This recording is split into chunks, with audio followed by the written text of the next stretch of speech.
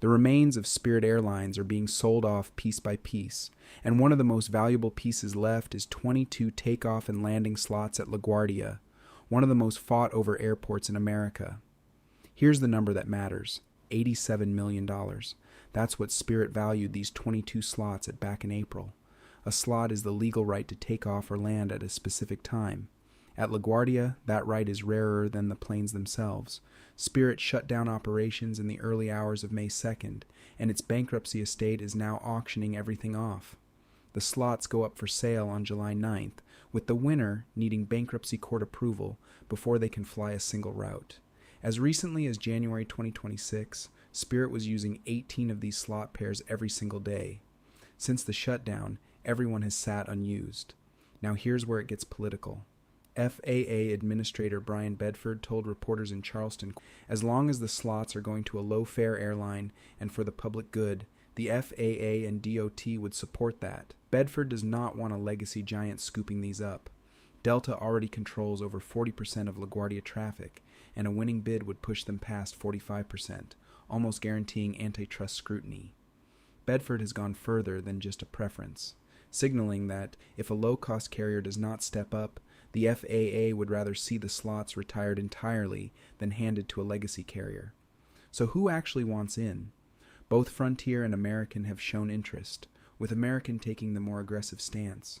American's CEO Robert Isom did not hide it, saying, if there are assets that become available in the marketplace, American has a long history of being aggressive.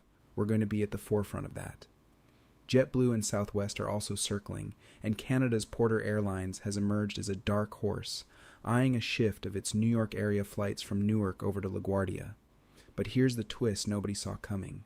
The Port Authority of New York and New Jersey, the agency that actually runs LaGuardia, filed a legal objection arguing Spirit does not even have the right to auction these slots. Their exact words. The debtors appear to be under the mistaken belief that the LGA slots are based upon a contract or license that is fungible and transferable. This is an incorrect assumption. In plain English, the Port Authority is saying Spirit is trying to sell something it never owned outright. They argue slots are a privilege the airport can withdraw at any time, not property to be passed around.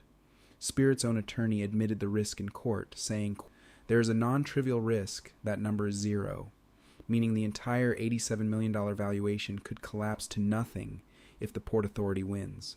So now you have three forces colliding: the FAA pushing for a budget carrier, legacy airlines pushing to expand, and the airport's own operator saying none of this is even legal yet. If the Port Authority wins, this becomes one of the messiest bankruptcy fights in recent aviation history, and every other slot-controlled airport in the country will be watching closely.